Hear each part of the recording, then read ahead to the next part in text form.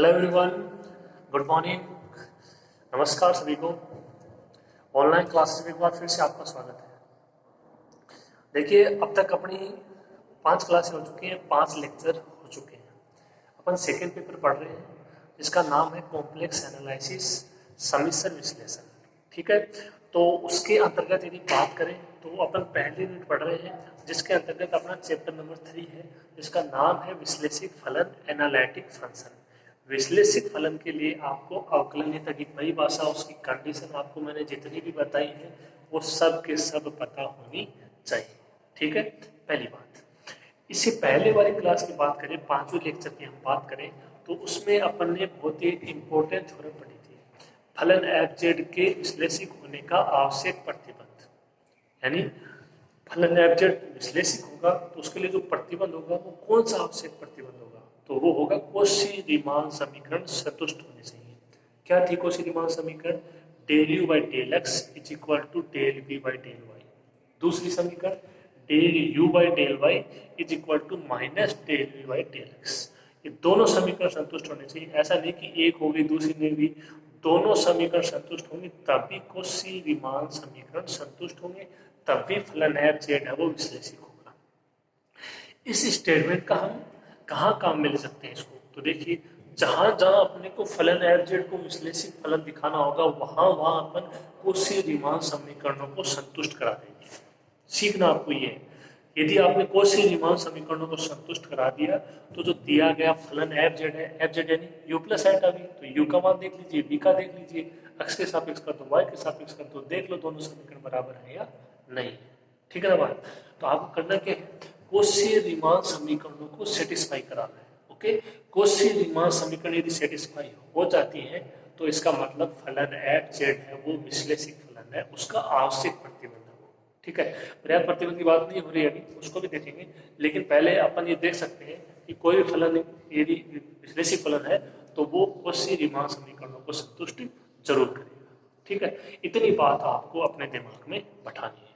ठीक है, और जो अपन ने 2 स्थितियों के माध्यम से इससे पहले वाली क्लास में उसको प्रूव किया था, केस फर्स्ट, केस सेकंड। ठीक है, वास्तविक अक्ष के अनुदिश, काल्पनिक अक्ष के अनुदिश, दोनों से एफ डेश जेड का मान निकाला।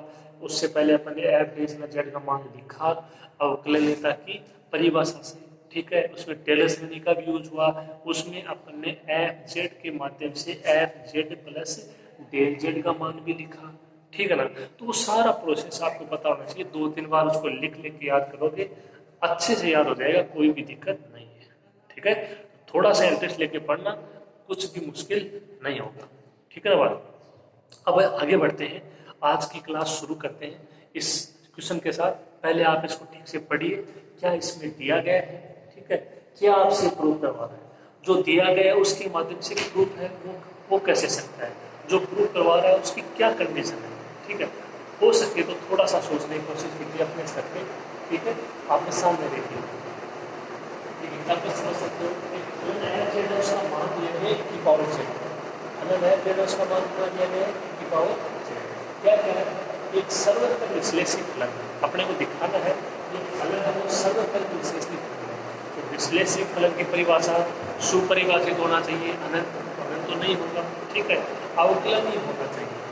क्या होना चाहिए? अवकलनीय होना चाहिए, ये तो परिभाषा।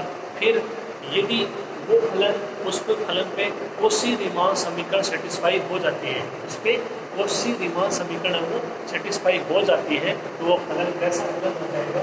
विश्लेषित फलन हो जाएगा। ठीक है, बात क्लियर है?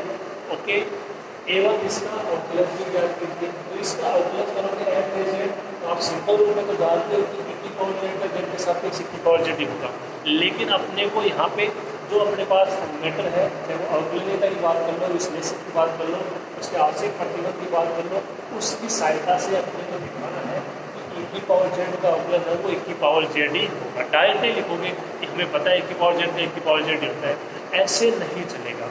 देखिए, एक नई चीज़ सीखने को मिली कि भाई e की पावर जेड का अवकलन है वो e की पावर जेड होता है। क्यों होता है उसका कारण मिलेगा आपको आज। e की पावर एक्स का अवकलन e की पावर एक्स होता है, क्यों होता है तो उसका कारण मिलेगा आपको इस क्लास में। ठीक है, तो कितनी अच्छी बात सीखने को मिली है। अब तक हमें इतना बताया गया है कि e की पावर एक्स का अवकलन है वो e की पावर एक्स होता है। ओके, उसका यहाँ पे कारण मिलेगा आपको जो अपन ने अब तक पढ़ा है उसके माध्यम से। ठीक है, तो आप देखिए आप जो आगे पढ़ोगे आपको कुछ ना कुछ आपको सीखने को मिलेगा। ठीक है, सीखने के बारे में एक स्टेटमेंट है छोटा सा कि एक व्यक्ति है वो ताउम्र सीखता है, वो जन्म से लेकर मरने तक ताउम्र सीखता है, सीखने की कोई भी उम्र नहीं होती है। इस चीज़ को आप अपने दिमाग में बैठा के चलिए। ठीक है, आपके लिए अच्छा रहेगा, आपके जीवन के लिए अच्छा रहेगा। चलो छोड़िए, अपन अपने इस टॉपिक पे आते हैं। इसमें दो चीज़ें हैं, एक तो इसका अवकलज करने को याद करना है, जो अपना प्रोसेस है उसके अकॉर्डिंग अवकलज होता क्या है ये आपको पहले से पता है। एक अपने को विश्लेषित फलन, तो यानी इस फलन के लिए यदि हम कौशी रीमान समीकरणों को सेटिस्फाई करा दें, हालांकि अवकलज कंडीशन से भी हो जाएगा, लेकिन अपन ने इसे पहले पढ़ा है तो उसी के मदद से करते हैं। ठीक है, कुछ अलग कुछ नया, कौशी रीमान समीकरणों को सेटिस्फाई कराते हैं, वो हो गई, विश्लेषित फलन हो गया। अब सोचिए कौशी रीमान समीकरणों में आपको क्या करना पड़ेगा, u का x के सापेक्ष, u का y के सापेक्ष, v का x के सापेक्ष, v का y के सापेक्ष, और फिर उन्होंने देखने के दोनों में रख के बराबर आ रहे हैं।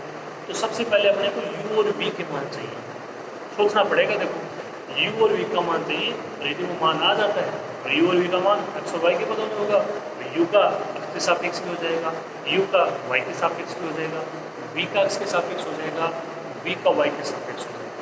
अब क्लियर है, कोई डाउट नहीं होगा इसमें। ठीक है, अब रही बात ये कि u और v के मान कहाँ से आएंगे, u और v होते क्या हैं आपको परिभाषा पता होनी चाहिए। तो एफ जेड का मान होता है u plus iota v। F z का मान क्या होता है, u प्लस आइटा, होता है नहीं होता। एफ जेड का मान अपने को दिया क्या गया है, e की पावर जेड, e की पावर जेड का किसका मान है, u प्लस आइटा v का मान है। अब e की पावर जेड को आपको x और y में चेंज करना होगा, तो जेड और एक्स और वाई में क्या संबंध होता है, z is equal to x plus iota y, z is equal to x plus iota y. आगे से आगे एक श्रृंखलाबद्ध रूप में ये सब कुछ ना जुड़ा हुआ होगा। अब जितना सोच पाओगे उतना ही कर पाओगे, सारा मैटर है वो क्लियर होना चाहिए। इसीलिए मैंने कहा था कि जो बेस है वो अच्छे से स्ट्रॉन्ग होना चाहिए। शुरुआती क्लास है उनको आप बहुत गौर से पढ़ोगे, ध्यान से पढ़ोगे, तब जाके समझ में आएगा। केवल एग्जाम में पास होना है ऐसा उद्देश्य नहीं होना चाहिए, हमको कुछ सीखना है, कहाँ से आया, क्यों आया, हो सके उतना कारण जानने की कोशिश करेंगे। मैं ये नहीं कहता कि हर चीज़ का कारण होता है ये क्यों आया, कहाँ से आया, हो सके उतना। ठीक है, थोड़ा सा सोचने की कोशिश कीजिएगा। ठीक है, बात सुनो उद्देश्य नहीं होना चाहिए। शुरू करते हैं, दूसरे देखिए।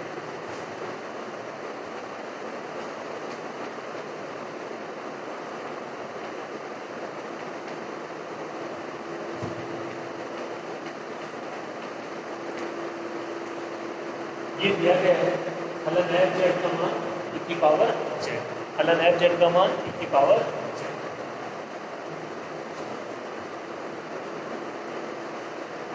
ये अपन जानते हैं कि जेड का मान क्या होता है, एक्स प्लस आइटा वाई। तो यहाँ से एफ जेड का मान क्या हो जाएगा,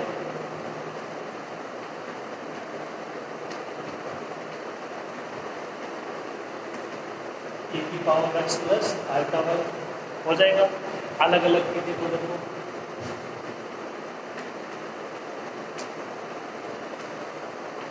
e की पावर x इंटू e की पावर आइटा वाई। ठीक है, अब क्या इनमें से किसी का मान अप्लाई कर सकते हो जो आप पहले से जानते हो, e की पावर x, e की पावर आइटा वाई। देखो e की पावर आइटा थीटा आइलर पर में आपने पढ़ी होगी, e की पावर आइटा थीटा क्या होता है,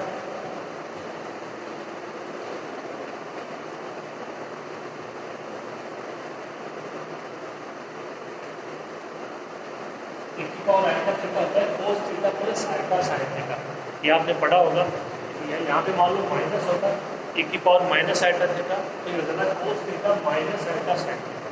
ठीक है ना बात, ओके। e की पावर आइटा थीटा, इसी प्रकार e की पावर आइटा वाई का मान कितना हो जाएगा, cos y plus iota sign. तो यहाँ से देखिए एफ जेड के मान को हल कर रहे हैं।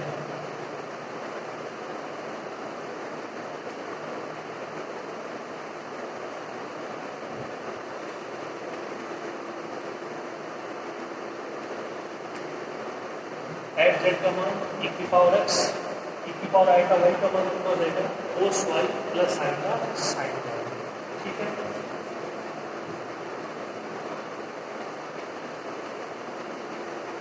इसको अंदर हल कीजिए, e की power x cos y plus आएगा e की power x sin y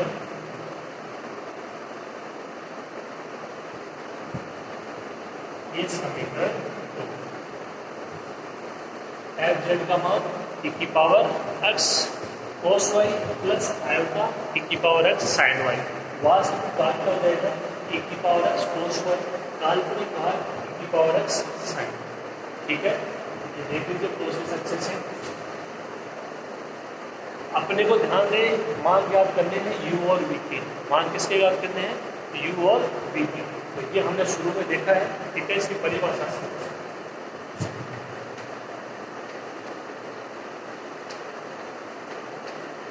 F z is equal to u plus iota v. यहाँ पे u को यू एक्स वाई भी लिख सकते हो, v को वी एक्स वाई भी लिख सकते हो। u और v क्या है? x और y के फलन है। ठीक, समीकरण 2 और 3 से क्या सीखते हैं? देखो f z u plus iota v की power x cos y plus iota की पावर एक्स साइन वाई। ठीक है, L H S same, R H H भी सेम है। वास्तविक भाग और काल्पनिक भाग की तुलना कराओगे, u और v के मान आ जाएंगे। u का मान कितना होगा? e की power x cos y। v का मान कितना होगा? e की power x sin y। Iota को नहीं लेना, आइटा दोनों में है, हट जाएगा।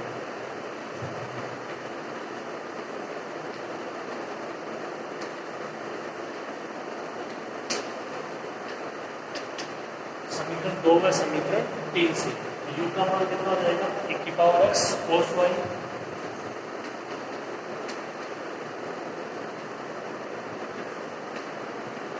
v का मान कितना हो जाएगा? आइटा का मान e की पावर x sin y।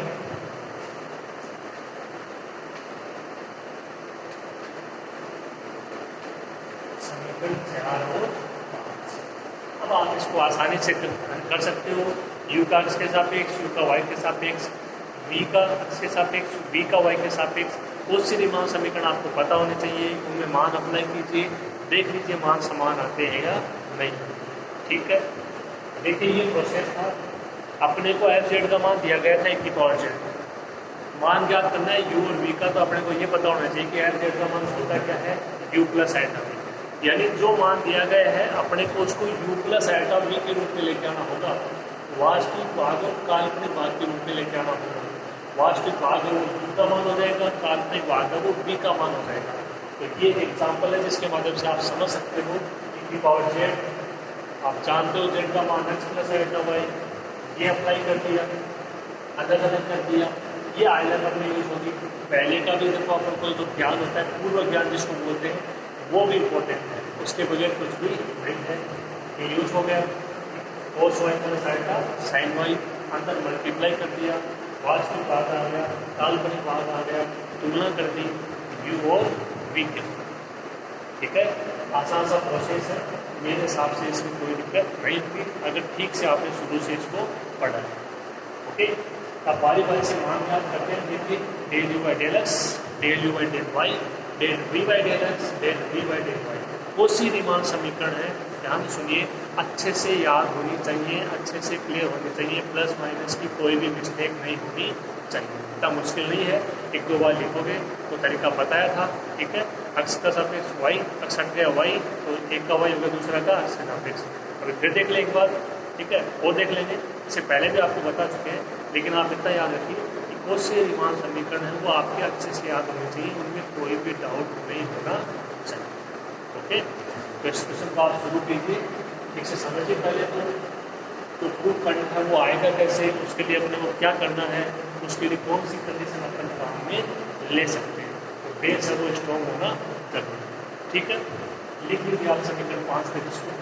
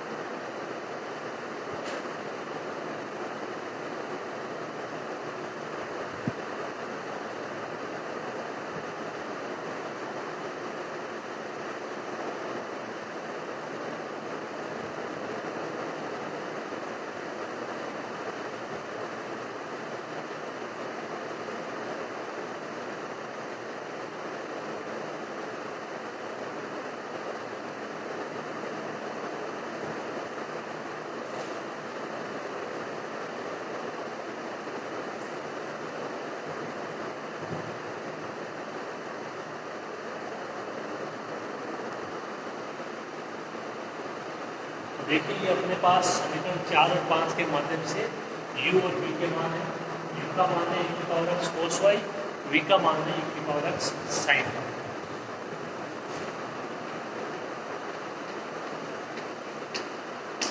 समीकरण 4 से del u by del x का मान कितना हो जाएगा? सिंपल सा है, देखो x के सापेक्ष अवकलन करना है, y कांस्टेंट हो जाएगा, a की पावर x का e की पावर x cos y ऐसे कैसे del u by del x e की power x cos y। Okay,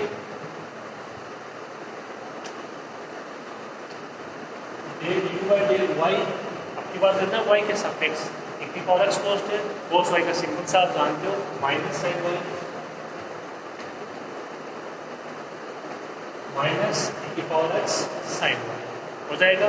simple सा है। तो फिर समीकरण 5 से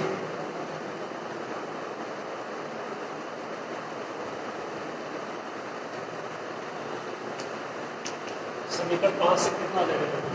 सबसे पहले del v by del x, del v by del x e की पावर x का e की पावर x sin y ऐसे कैसे,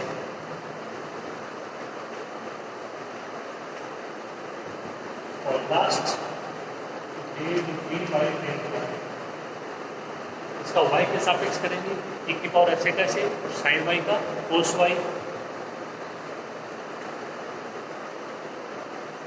e की पावर x cos y। ठीक, तो ये आसान थे। जब u और v के मान अपने पास है तो अपन आसानी से इन चारों के मान याद कर सकते हैं। ओके, आगे देखिए।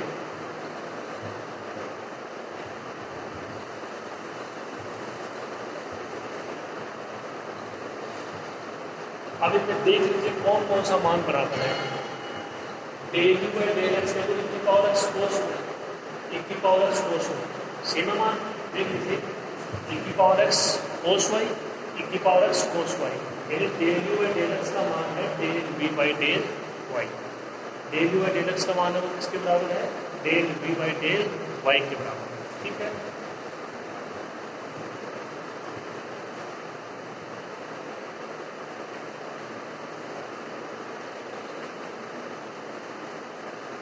आगे जो समीकरण दे रहे हो थोड़ा सा आसान हो जाएगा। समीकरण 6 प्लस समीकरण 9 से, समीकरण 6 प्लस समीकरण 9 से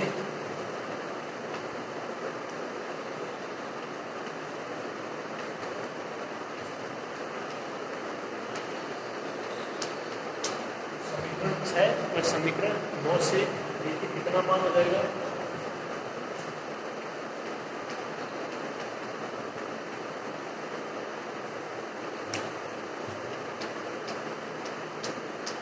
del v by del x और del v by del y दोनों का ही मान क्या है? e की पावर x cos y। तो यहाँ से क्या संबंध निकल के आएगा?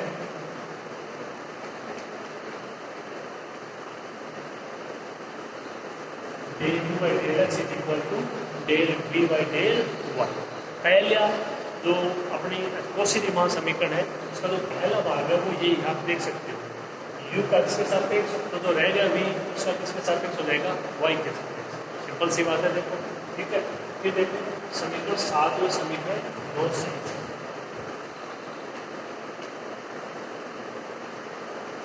तो 7 और 8 से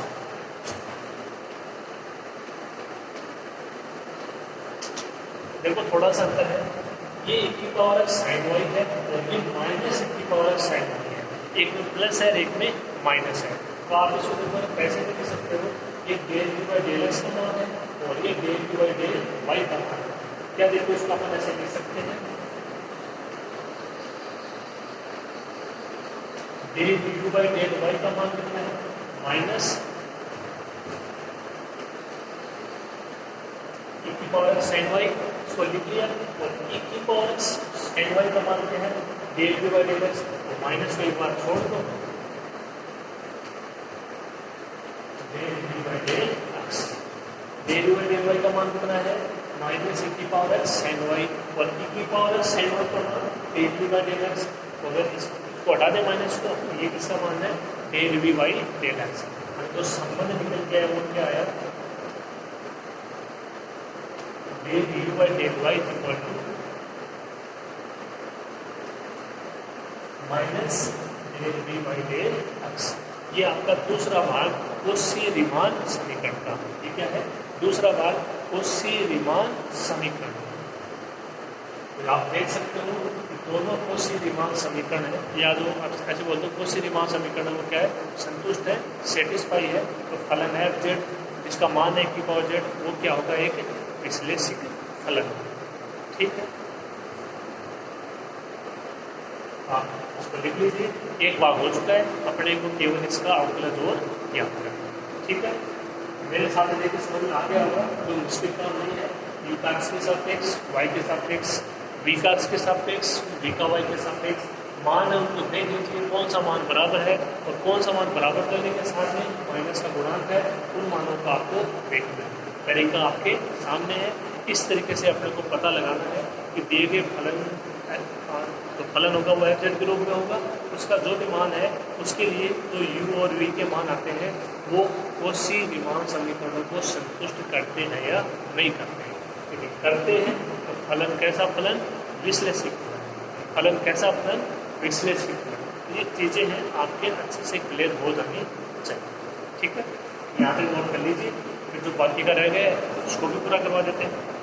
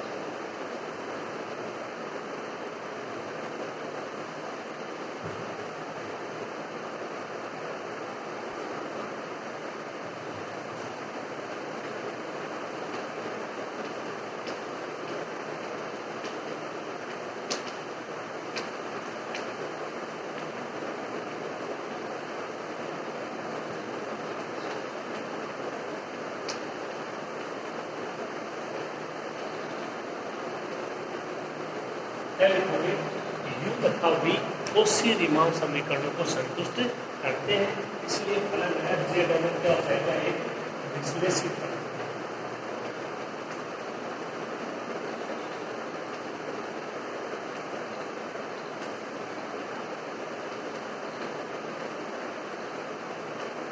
ये इसका पहला अंश है। देखिए बहुत ही सरल तरीके से आपको समझा रहे हैं, एकदम आराम से। अब आपको प्रत्येक बात को समझना है। ठीक है, कोई डाउट किसी भी प्रकार का नहीं रहना चाहिए। क्या मेरी बात? इसको बड़ा सा ध्यान में रखना है। अब देखिए दूसरा बात क्या कह रहा है कि जो फलन एफ जेड का मान है e की पावर जेड, उसका अवकलज ज्ञात करना है, यानी एफ डे जेड। और वो अपने को पता है कि e की पावर जेड आना चाहिए, लेकिन वो आएगा कैसे? तो देखो एफ डे जेड, क्या हमने ये कहीं पढ़ा है? ये हमने अवकलनीयता की परिभाषा में पढ़ा है। ये और कहाँ पढ़ा है? सोचिए थोड़ा सा, इससे पहले वाली क्लास में पढ़ा है। कहाँ पढ़ा है? देखिए, और जो अपने पास मान है विद्यमान, उन्हीं की सहायता से अपने को करना है। देखो अपने पास मान कौन से हैं? Del u by del x का है, del v by del u by del y का है, del v by del x का है, और del v by del y. ये चार मान है। तो क्या इन चारों मानों की सहायता से एफ डे जेड और इनमें कोई संबंध होता है? सोचिए। इससे पहली वाली देखो अपने एफ जेड के विश्लेषण होने का आवश्यक प्रतिबंध ज्ञात किया था, तो उसमें केस फर्स्ट और केस सेकंड में जो रिजल्ट निकल के आया वो देखिए दोनों ही एफ डे से ना जेड के मान है, और वो यू और वी के क्रम से एक्स और वाई के अवकलन के रूप में मान है। अब देख लीजिए उनकी तुलना की थी अपन ने, है ना, तब जाके अपने को कुछ से रीमान समीकरण प्राप्त हुए थे। देख लीजिए केस फर्स्ट और केस सेकेंड दोनों में मान आए किसके, एफ बेस जेड के, फलन एफ जेड के विश्लेषित होने के आवश्यक प्रतिबंध में उस थ्योरम की बात कर रहा हूँ।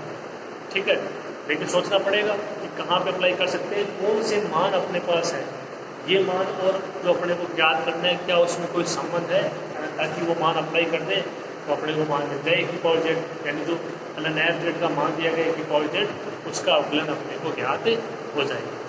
बात समझ में आ रही होगी।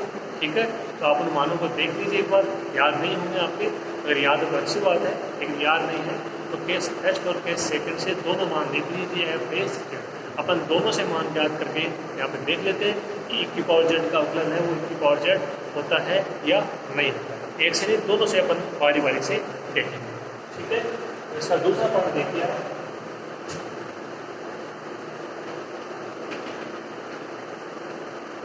समीकरण 1 से एफ जेड का मान कितना है, ई की पावर जेड, ये अब देखो दिया गया है। ओके, अब यू और वी वो क्या है, वो सिग्मा समीकरण को सेटिस्फाई करते हैं। ठीक है, ये अपन प्रूव कर दिया। तो जो और उसका आवश्यक प्रतिबंध था कि भाई फलन क्या होना चाहिए, विश्लेषित, तो विश्लेषित यहाँ से हो चुका है। ठीक है ना, तो मतलब जो अपने वहाँ पे प्रोसेस किया था उसी प्रोसेस में से थोड़ा सा भाग अपन काम में ले सकते हैं। देखिए बारी बारी से करते हैं दोनों को।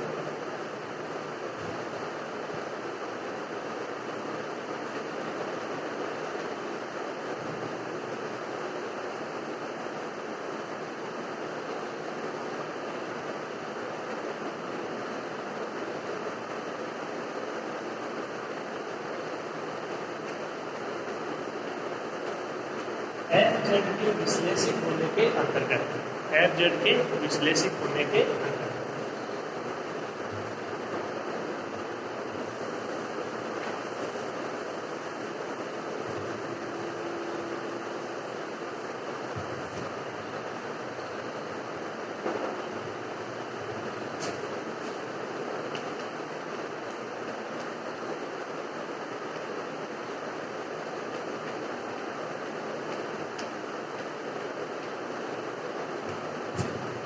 एक तो मान था एफ डेल जेड में कितना, del v by del x plus iota del v by del x. दूसरा कितना था,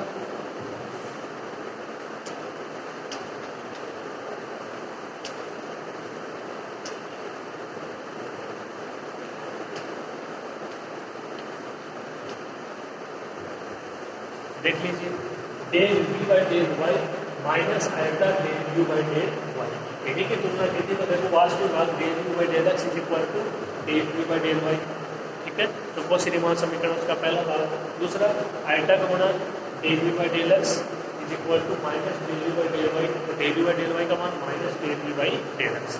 इसी से आई थी अपनी कौशी रीमान समीकरण। तो ये दोनों समीकरण आप अच्छे से देख लीजिए, आपको पता होना चाहिए यही मान होते हैं क्या। यदि आपको कौशी रीमान समीकरण पता है तो आप उन्हीं की सहायता से इनको लिख सकते हो। भाई वास्तविक भाग बराबर तो पहला भाग, काल्पनिक भाग बराबर है तो कौशी रीमान समीकरण का दूसरा भाग। तो यदि वो ज्ञात है तो आप इनको भी उन्हीं की सहायता से लिख सकते हैं। ठीक है ना बात। तो ये एफ डेल जेड के मान है दोनों अपने पास।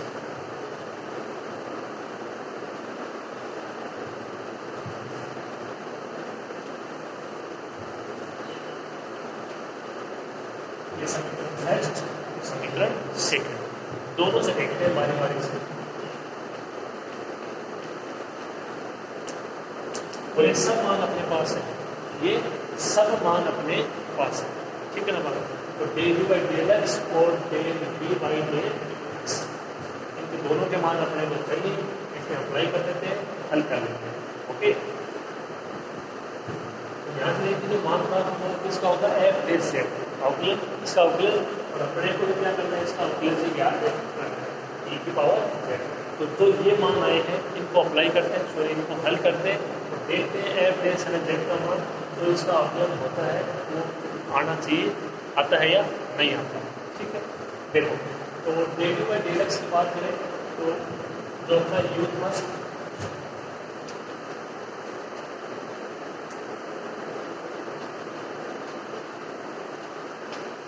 ये अपने मान थे यू और वी के। आप देख लीजिए इसको दोबारा, जो यू का मान था e की power x cos y, v का मान था e की पावर एक्स साइन वाई।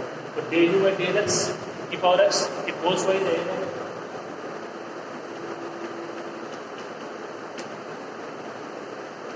आप चेक कर सकते हो del u by del x का मान है वो e की पावर एक्स कोस वाई है, ठीक है। Del v by del x का मान कितना है e की पावर एक्स साइन वाई। देख लीजिए ऐसे कैसे आइटा के साथ में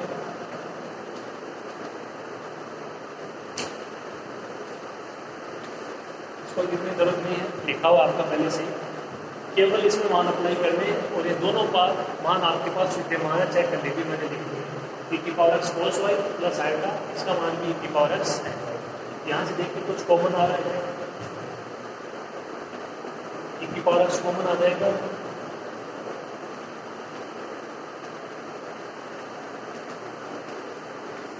क्या बचेगा cos y plus iota sin y, cos y plus iota sin y. ये अपन ने अभी भी लिखा cos theta plus iota sin theta, पहले पर में e की पावर आयोटा थीटा, ये किसका मान हो जाएगा e की पावर आयोटा वाई, e की पावर आयोटा वाई, e की पावर एक्स, e की पावर आयोटा वाई। इसको और क्या ले सकते हो e की power x plus iota y, ठीक है। एक्स प्लस आयोटा वाई क्या होता है जेड, e की पावर जेड।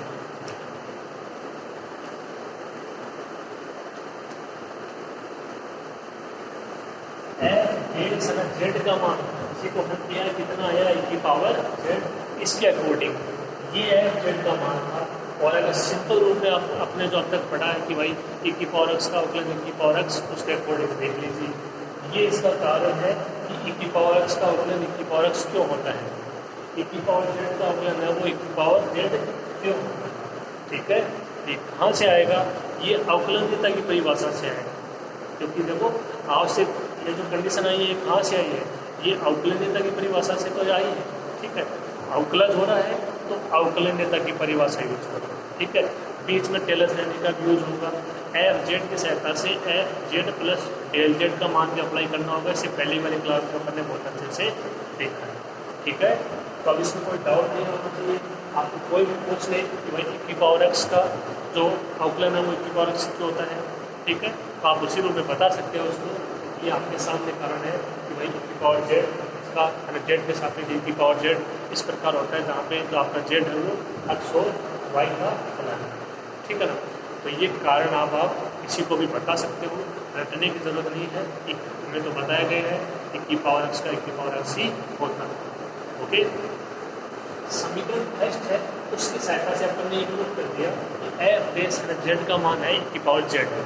अब आप क्या करोगे, समीकरण सेकंड है उसको काम में लेके बहुत सिंपल सा देखो, अपने को केवल मान अप्लाई करने हैं, del v by del y का मान याद करना है, del u by del y, और याद कर लिए हैं अप्लाई करने हैं, केवल याद तो कर चुके हैं अपन, ठीक है ना। केवल इस समीकरण में अप्लाई करना है, थोड़ा सा इसी प्रकार हल कीजिए, देखिए e की पावर जेड आता है या नहीं आता है। बहुत ही सिंपल सी बात है, देखो 3-4 स्टेप है, ये भी आप नहीं कर पाते हो तो फिर मुश्किल ही होगा भाई यार। देख लीजिए आप, बहुत ही सिंपल सा प्रोसेस है, तो इसको आप कीजिए, हो जाना चाहिए, हो जाएगा, ये बहुत ही आसान सा प्रोसेस है। तो फिर मैं करवाता हूँ, देखना देखिए, ओके। तो आप इसको थोड़ा सा करने की कोशिश कीजिए, पहले तो ये समझ में आ गया होगा कि कोशिश संतुष्ट करते हैं विश्लेषित फलन है, विश्लेषित होने के अंतर्गत तो ये आपको मैंने बता दिया कि वहाँ से अपने को अपने दो मान ज्ञात किए थे एफ एस जेड के केस फर्स्ट और सेकंड के अंतर्गत, जिसमें यू और वी जो फलन है उनका क्रम से एक्स और वाई के संगत अवकलन किया गया है, और अपने भी यहाँ पे इसी प्रकार के मान है, इनको हम काम में ले सकते हैं, ठीक है। ये सोचना पड़ेगा, कोई फॉर्मूला नहीं है कि कहाँ से हमने लिखा नहीं, कुछ नहीं, जो अपन ने किया है उसी से संबंधित आपको सोचना है, और किसी न किसी रिजल्ट पर परिणाम पर अपने को पहुँचना होगा, ठीक है। और यही विधि है, यदि आपको आगे बढ़ना है तो आपके काम में आएगी, फॉर्मूला हर जगह नहीं मिलेगा, आप जितना सोच पाओगे एक दूसरे से संबंध बना पाओगे संख्याओं का, नियमों का, ठीक है, उतना ही आगे बढ़ पाओगे, सीधी सी बात है। तो मेरे हिसाब से समझ में आ गया होगा, कोई दिक्कत नहीं होगी। तो e की पावर z वाला भी क्लियर हो गया, इसका अवकलन e की पावर z होता है, ठीक है ना। आप इसको नोट कीजिए, समझिए अच्छे से, और फिर उस दूसरे बात की सहायता से इसको प्रूफ कीजिए कि एफ डेज जेड का मान e की पावर z ही होता है, ठीक है। याद कर लीजिए इसको।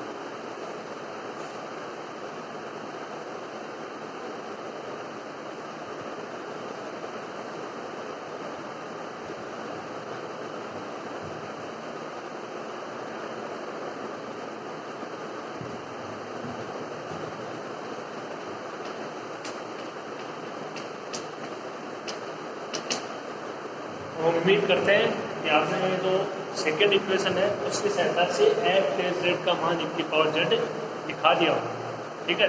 सिंपल सा प्रोसेस है, हमने सबने कर लिया, वो 3-4 स्टेप है, ठीक है। देख लीजिए इसको फटाफट। Del v by del y, इसका मान कितना है e की पावर एक्स कोस वाई। आप देख लीजिए e की power x cos y. F del z का मान कितना हो जाएगा e की पावर एक्स कोस माइनस आएगा del u by del y का मान कितना है, चेक कर लीजिए आप, माइनस e की power x cos y, minus e की power x cos y, minus minus plus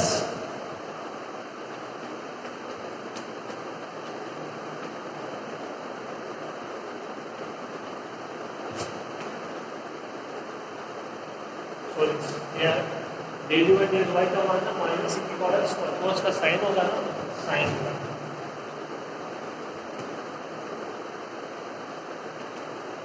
minus minus plus आएगा e की power x sign.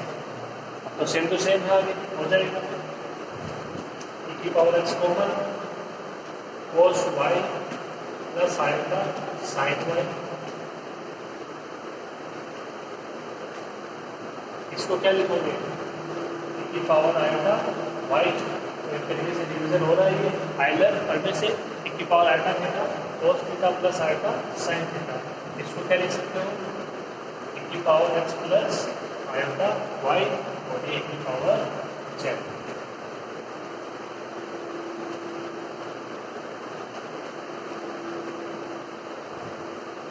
F del z का मान है वो दोनों ही स्थितियों में e की पावर जेड, ये इसका अवकलन हो जाएगा एफ जेड e की power z f del z e की पावर जेड। आपको ये जो दो मैंने समीकरण लिए हैं इनमें से किसी एक को लेकर दिखाना है, ठीक है। अगर एक को लेकर दिखा दोगे कि एफ डेल जेड का मान e की पावर जेड है, पर्याप्त है, ठीक है। लेकिन आप अगर आप दोनों से करना चाहो तो बहुत अच्छी बात है, अगले के भी क्लियर आपके भी क्लियर, किसी प्रकार का कोई डाउट नहीं, ठीक है।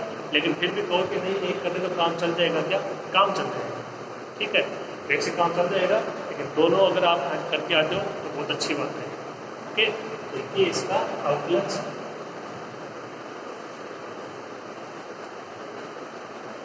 ये आपका क्वेश्चन है वो कंप्लीट होता है, ओके। तो ये क्वेश्चन आज का समझ में आया होगा आपको। कोई फलन का मान दे दे और उसको विश्लेषित प्रूफ करवाए और उसके अवकलज का मान पूछे, ठीक है। तो और भी देखो फलन हो सकता है, साइन जेड हो सकता है, कोस जेड हो सकता है,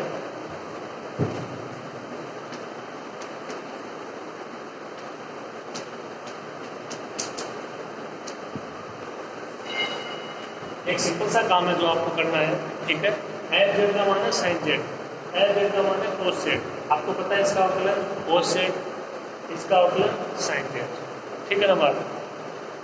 क्या इसको आप जो अपने ये बहुत सी दिमाग समीकरण है इनकी सहायता से इसका अवकलन ज्ञात कर सकते हो या नहीं कर सकते, ठीक है।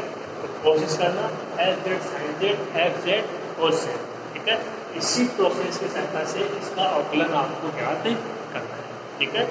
यदि आप इसको कर लेते हो लेकिन मानिए ये प्रोसेस आपके दिमाग में बहुत अच्छे से बैठ जाएगा। जो ई की पावर जेड है उसमें जगह साइन जेड है और कुछ भी नहीं है। तो अवकलन किया उसमें भी यू वी वही बात है, एक्स के सापेक्ष वाई के सापेक्ष, बात समझ गए ना? ठीक है, तो करने की कोशिश करना। या फिर तो आपकी कोस जेड और साइन जेड है, उसका जैसे कोस जेड और साइन जेड के रूप में जैसे एक नॉर्मली होता है, तो उससे तो नहीं हो पाएगा ये।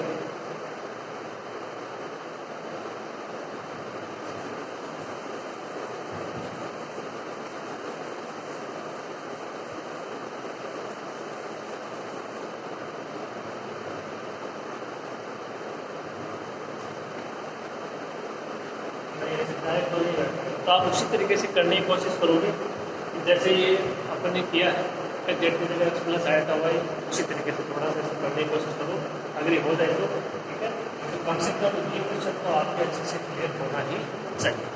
ठीक है, तो ये अपनी आज की क्लास का एक मैटर था, थ्योरम थी, एग्जाम्पल था, कुछ भी आप इसको समझ सकते हो। इम्पोर्टेंट ये है कि आपके समझ में आना चाहिए क्या दिया गया है, क्या प्रूव करना है, कौन सी कंडीशन काम में ले सकते हैं, ये सब सोचना पड़ेगा। है ना, जितना सोच पाओगे उतना ही हो पाएगा, सीधी सी बात। ठीक है, तो अच्छे से इसको क्लियर करने की कोशिश करना, चाहे क्वेश्चन में एग्जाम में आया हुआ क्वेश्चन। ओके, तो अभी आज के लिए इतना ही, और बाकी नेक्स्ट क्लास में। ठीक है, ध्यान से पढ़िए। थैंक यू, धन्यवाद।